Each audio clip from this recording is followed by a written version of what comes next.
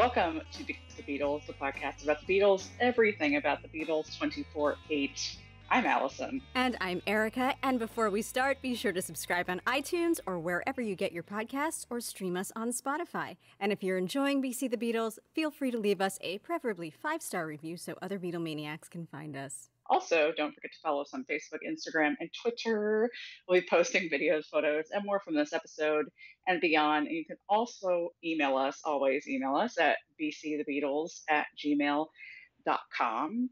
Well, hey. Hi. Hi. It's been a minute. Hello. It's been a hot minute, yes. We're back. I feel like we started a few episodes like this, but this might be the longest hiatus we've had, I think. Definitely. About 6 months, I think. Yeah, we took a nice chunk of time off. But we're back, and we just wanted to kind of chat with everybody about where we've been and, a couple of things that we've been thinking of while we've been on hiatus. So I think our last episode was March-ish, right, Yes. with Christine? And as you guys, if you think back to March, I know this year has been absolutely crazy. I can't believe it's already September. But there was a lot going on in March, and we're going to talk about that. But the one thing that we had planned to talk about before we went on hiatus was Ringo's EP, Zoom In. We do take the piss out of Ringo quite a bit in the show, but my fault, because, I have my issues with Ringo. But we were going to talk about the EP. We had listened to the EP. We were, ready to talk about it. But, honestly, to be 100% transparent with you guys, we just honestly didn't feel like talking about Ringo's EP. And that wasn't just you and your Ringo issues. We had both listened to it. We both made notes. We both planned to record and discuss it. And, it was just one of those things that it didn't spark the joy, as Marie Kondo would say. And so we couldn't get there. I think that's a really, really good way to put it. Plus, I feel like almost, and by the way, Erica, I don't know if you probably know this, but Ringo's coming out with another EP in a few weeks.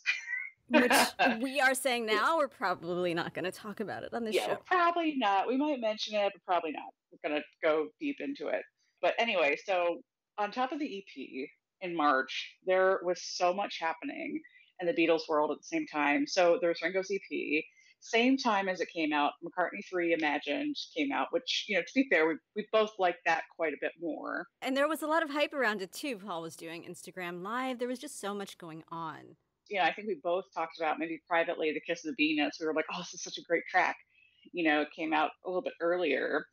The thing I did not like, Erica, I need to mention real quick, is that deep fake Paul video. I can't handle that. I hate it. Broke my brain. I hated hated it with fire. Oh my Kill God. It with fire. I wish I could unsee that shit. Honestly, that was uncalled for. Not okay. I hate it. It created a new circle of hell. It's just no. It's bad. I can't think about it for too long. Anyway. It's in that same land of hologram Elvis. It just goes there, and I don't like it. Dude, there's a guy on TikTok who does a deep fake Elvis, and I hate deep fake. I don't like this. It seems evil to me. It might be the future. I hope it's not. I don't know. It just feels like it can be used for such nefarious political purposes that using it for entertainment is just the gateway into really bad things. I mean, it could go so far down the rabbit hole. It's not, just stop it, guys. No more deep fake, especially this Beck video. My God, awful. Don't do it again, please. We beg you. So all that was happening. Plus, that same month, it was within a week or two, all this stuff happened. The big Plastic Ono box came out, which I love that album. I was really excited for the stuff. I listened to it. It's awesome. But it was just another thing that came out. We planned to talk about that in one of our episodes, and we just never got there. And then to pile on, then Linda's new cookbook came out. Then the All Things Must Pass box set.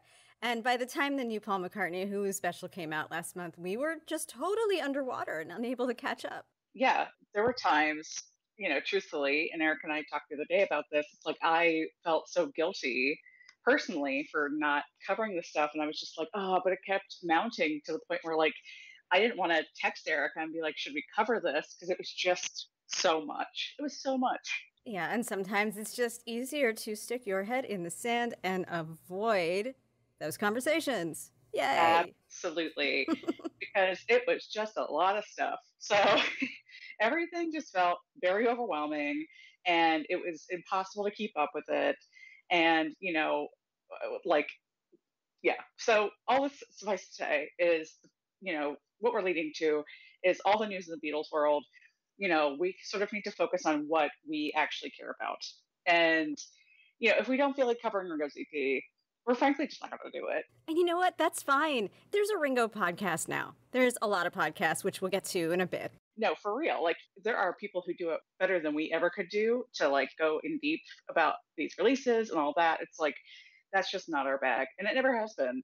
But, we'll certainly talk about things that interest us, but that's just not, our brains can't handle trying to keep up with everything all the time. Nope.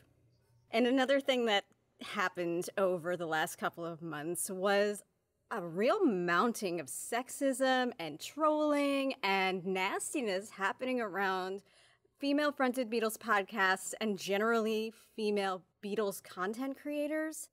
Part of the reason we started this podcast was that there was such a lack of female representation in this world. I mean, despite the huge impact that women have had on the Beatles and on this community. I mean, if you look at the lineage of Beatles authors, starting with Hunter Davies, going through Nicholas Schaffner in the 70s, and straight up to Mark Lewison. I mean, it's all men who were, the top 10, top 25 Beatles authors that people think of. This is despite the fact that there are so many female Beatles historians out there, and there always have been. Absolutely. Like, how many times does, somebody like Jude Kessler, who has written a whole, who is still writing her John Lennon series, I mean, it's so comprehensive, it blows my brain. It gets passed over for people like Mark Lewison, which I'm not saying it's good or bad, but definitely the women in this world should be mentioned in the same context as some of the men, for sure. Exactly. And the women really cornered a very important aspect of the Beatles' history and the sociological impact of the Beatles, which was the impact on the Beatles fan community. A lot of the most important studies of the fandom have really come from female writers that have documented their own fan experience and that of their peers and of other people around the world. And unfortunately, around 1967, when Beatles scholarship sort of went from something that women, and especially young women, were very keen on reporting to something that became more of a serious historical topic. And at that point, women and the topics that women were focusing on were relegated to the background. Yeah, I mean, that goes hand in glove with just the whole teeny bopper movement. Rob Sheffield, our friend Rob Sheffield, talks about this a lot, where it's like teenage girls always know the coolest stuff. But people are quick to sort of like put women in the background and write them off as, oh, they just like that because the boys are cute. They can't be serious about this. And even though, women had a very important place, and this is getting into a whole other world that we should probably get into at some point, but, even in rock journalism in the 60s, but it was very easy for those women to be passed over in favor of male journalists just because they were, heterosexual women, like basically. So, it was easy for that research to sort of go undiscovered. With the dawning of the internet and when we both got into the fandom as second generation fans, there's been a slight gender rebalancing, especially we've been to fests and different panels over the years. And we felt a real need to make a contribution as well to even out that balance. And getting back to what our issue was, of course we knew that as female historians in this space, we would be critiqued for everything from the topics we cover to, the sound of our voices in a way our male counterparts are never, ever subjected to. Shout out to the guy who wrote the negative Apple podcast review about me sounding like a Valley girl. Yeah, that's lovely. And I also like to highlight the lovely gentleman who called us chatty and catty. Catty, yes. I love that. I'm going to get that like a tattoo, like hashtag chatty and catty. I love it. And I'd love to see a male-led podcast in any genre critiqued as chatty or catty. We started this podcast in 2018, and for the first couple of years, it was totally fine. Yes, we got our share of comments and reviews we just talked about, but it didn't matter because we got such a positive reception from listeners of all genders, and we really did feel like we were making a difference.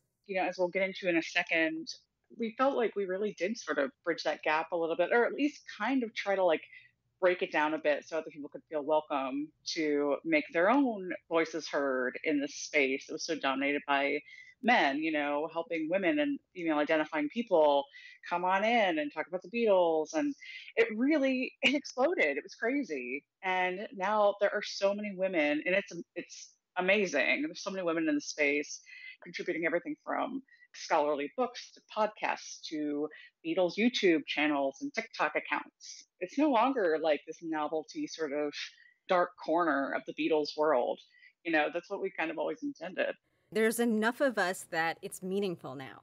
But with that meaningfulness and that larger number, there's come a new wave of vitriol from people who, I don't know, seem to take offense to our existing in this space in a way that's a bit more trollish and gendered more often than it used to, often taking the form of a butthurt man who resorts to lowest common denominator trolling. Like, not even trolling just to troll against podcasts, but, we've had people on Twitter try to like pit us against other female podcasts, like Another Kind of Mind, which is insane because why would we take that bait? Because we're so catty. We're so catty. Oh, yeah, that's right. I'm sorry. Oh, I totally forgot that we're very catty. Yes. That's right. Okay. Yes. Never mind. Makes sense. And let me just say, this is not a big revelation to any woman who has ever tried to make her voice heard on the internet. This happens all the time. This happens a lot worse to a lot of other people.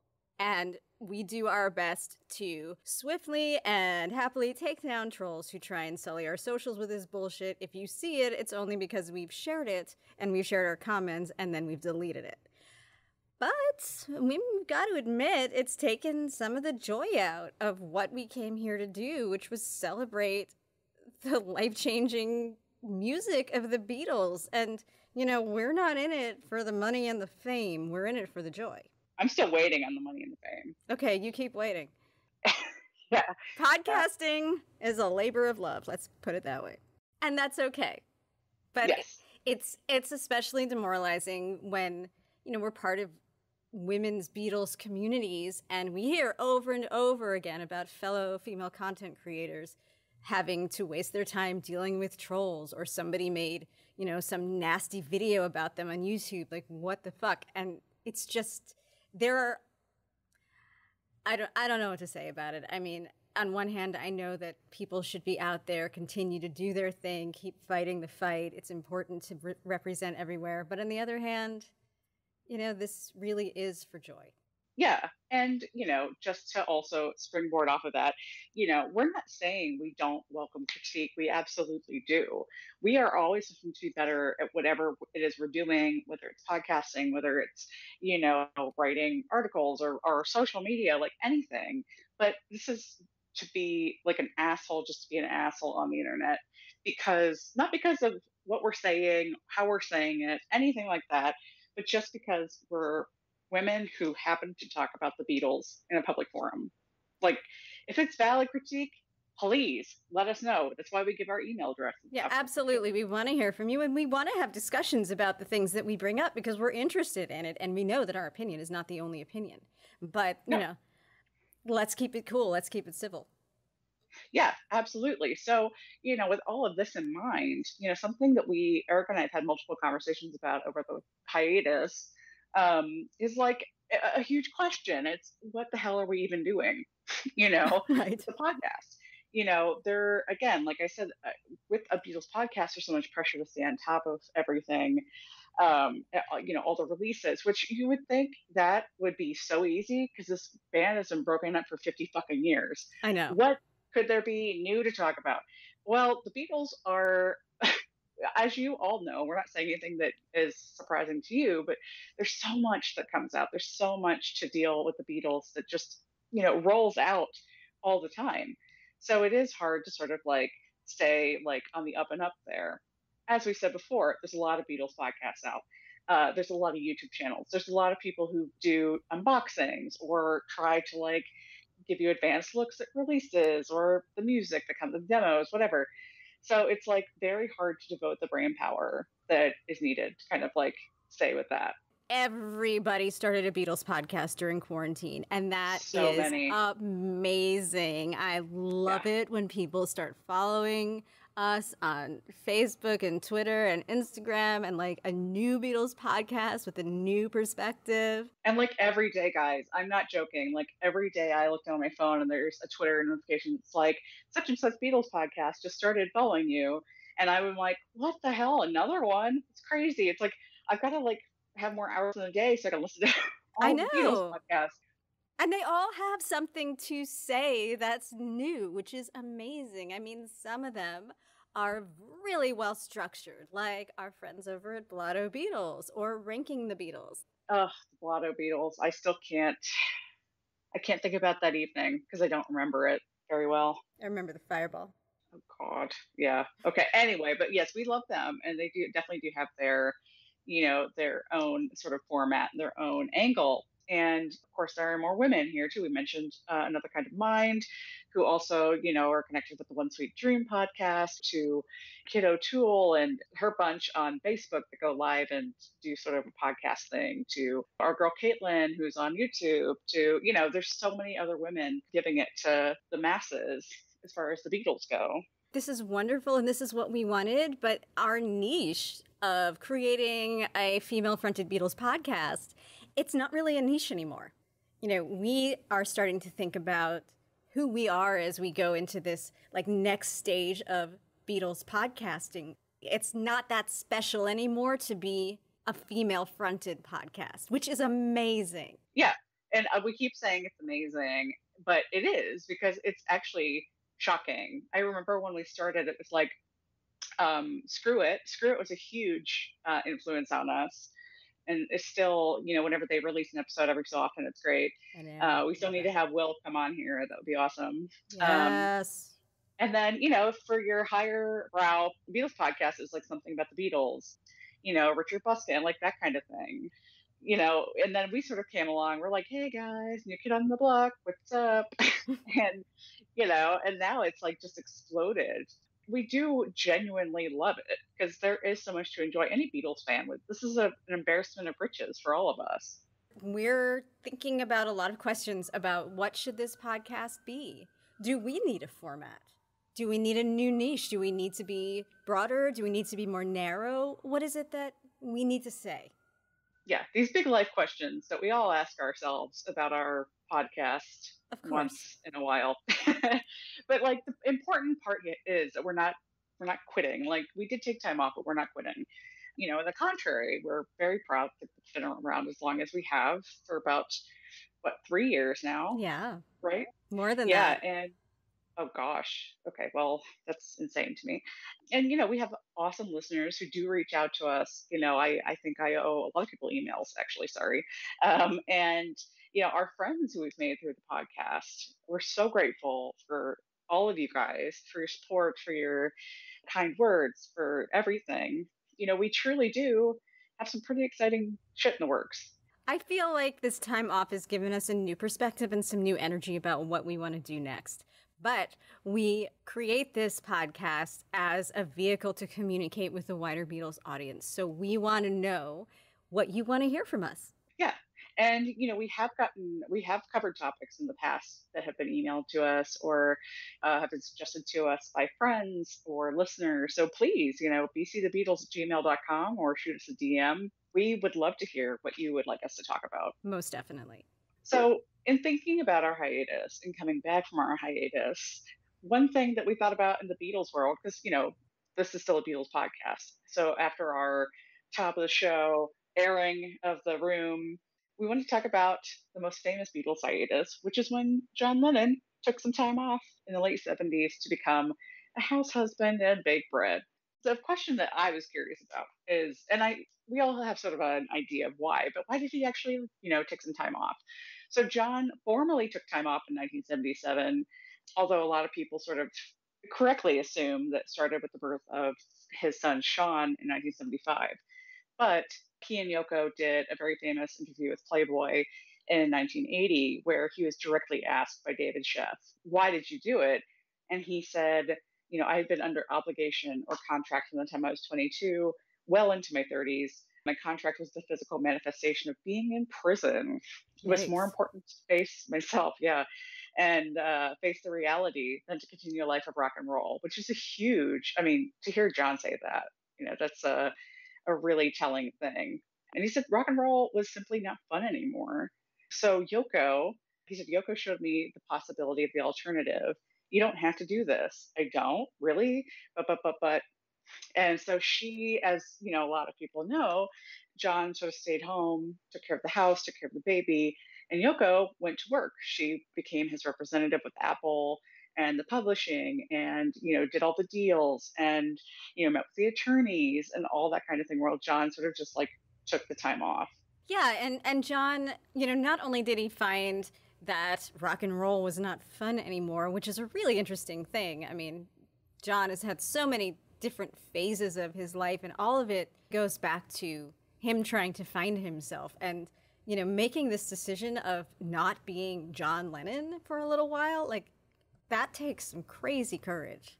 And Yeah, I think that part of it was that he knew that he wasn't the best father to Julian.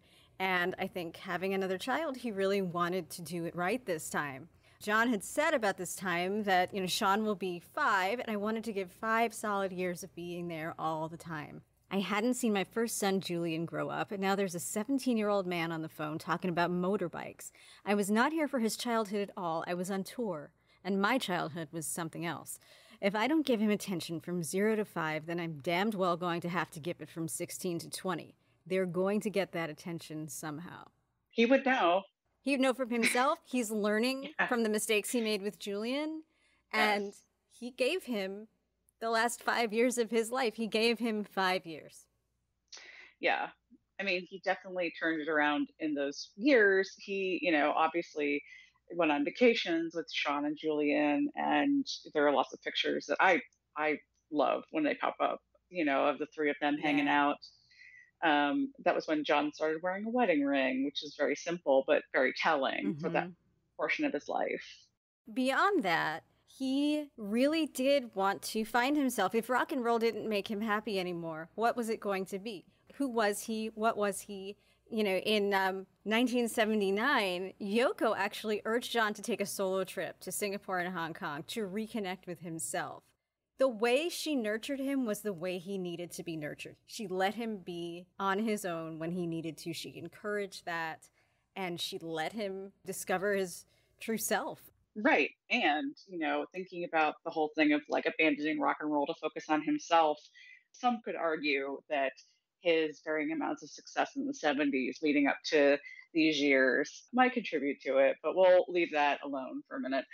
But I think the way, like you said, the way she nurtured him, the way she encouraged him, even with like the long weekend, to sort of like spend time with himself instead of burying himself and hiding from himself, whether it be in rock and roll or women or her or whatever. It's like, I don't think he would have been enabled to really get to know himself if it hadn't been for Yoko being like, no, you can take time off from rock and roll. You can go to Bermuda. You can do all this stuff. It's important for John to know John. Yeah, his whole life was about knowing John. I think that's why he connects with so many people, despite, he did some kind of unsavory things when he was younger that a lot of people don't get away with. But, I think in a way we forgive that because we relate to him just being so lost and this journey of trying to find who you are. And he tried basically everything under the sun to try and figure it out. And Right. toward the end of his life, I think that this hiatus that he took from music, this solitude that Yoko allowed him to have in this travel, at one point he said, I'd been under contract since I was 22 and I was always supposed to. I was always supposed to write 100 songs by Friday, supposed to have a single out by Saturday. It dawned on me that the reason I became an artist was freedom, because I couldn't fit into the classroom, the college, the society.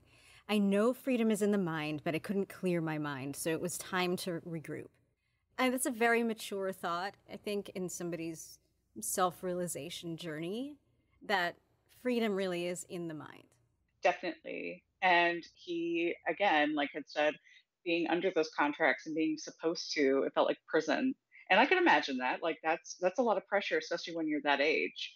And, as we know, Erica, getting older, I just had kind of a big birthday ish, but the great thing about getting older is you have that perspective and you're sort of like, if you don't want to do something, you're kind of like, nah, I don't really want to do that thing. So I think that also just sort of the benefit of time and age allowed him to have a little bit more agency when it came to himself. Yeah, and he knew that it wasn't external, that he wasn't Yeah, he couldn't find that freedom in rock and roll or in women or in drugs. He had to find yeah. it in himself. And it sounds like he did. At one point he had said about this Singapore and Hong Kong trip, he said, "I'm looking out over the Hong Kong Bay and there's something ringing a bell. It's like, what is it?" And then I just got very, very relaxed. And it was like a recognition. This is me. This relaxed person is me. I remember this guy from way back. I know who I am. It doesn't rely on any outside agency or adulation or achievement or hit record. It's absolutely irrelevant whether the teacher loves me, hates me. I'm still me. He knows how to do things. He knows how to get around. Wow. So I called Yoko and I said, it's me. I love that. Oh, I want that. I don't think I've reached that part of self enlightenment quite yet, but I'm glad that John got there. Well, you have to go through the John Lennon program. So if you've done the drugs and the sex and the music, like I just make sure you're Oh, through damn. all of the Okay. steps. Yeah. I'm working on it, Erica. I'm working on it. I'll let you know how it goes. I can't wait to hear. Yeah. If you've done the John Lennon self realization program, let us know. We're going to trademark that so nobody steal it. Thanks. Yeah, this is now a life coaching program based on the John Lennon method. I think we just found our niche, by the way. We're going to yeah. just be motivational. We're going to be the Tony Robbins of the John Lennon self realization program. Oh my God. First step is meet us in Bermuda. We're going to be on a boat for quite a while. Oh, I'm excited about this. This is great. I'm gonna book a flight. And the last thing that I want to bring up about John and his hiatus, which I think is very. Talk about this. I have to talk about this. I have to talk about this. We can't get through even a John talk without talking about Paul. No, anyway, we cannot and we will not. I think part of his self-realization journey manifested in the way he saw Paul at this time. I mean, if you think about it, one of the main inspirations for John to get back into music after doing all of these journeys of self-discovery, both literal and figuratively, was hearing Paul's song Coming Up.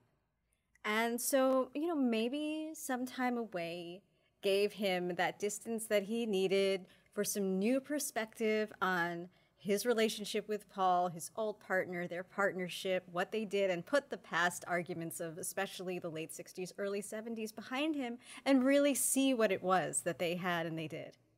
And just honestly say, wow, that totally turned me on and I'm going to write again. I mean, that's what Two of Us is about, right? Well, I live my life based on Beatles biopics, so yes. We have to go deep into Two of Us at some point because, yeah. I mean, I'd love to think that they got stoned and danced in the park to Shaboom. That would be great. Let us know if you want us to do a movie series. I would love that. I love Beatles biopics. I could talk about them all day long. Yeah, let us know. Add us and let us know. But to wrap up this John's hiatus topic, I love this quote, and this is from the same John and Yoko Playboy interview. This is why on why he decided to return to public life after his hiatus. He said, "You breathe in and you breathe out. We feel like doing it, and we have something to say," which I think works for us too. I think so too. We feel like doing it, and we have something to say. And we think we have something to say again, so we are back. Yeah. Well, we're happy to be back. Thanks for listening to Because the Beatles. And as we always say, subscribe on iTunes, Apple Podcasts, Spotify, wherever you're listening right now, and give us a rating/review so other Beatlemaniacs can find us. And follow us on Facebook, Instagram, and Twitter, especially if you're a new Beatles podcast. We want to know about everyone out there. I want to see those notifications coming in, guys. Yes, come on. Keep them coming. We'll be posting photos and more from this episode and beyond. Remember, you can always email us at bcthebeatles@gmail.com. See you next time. Bye. Bye.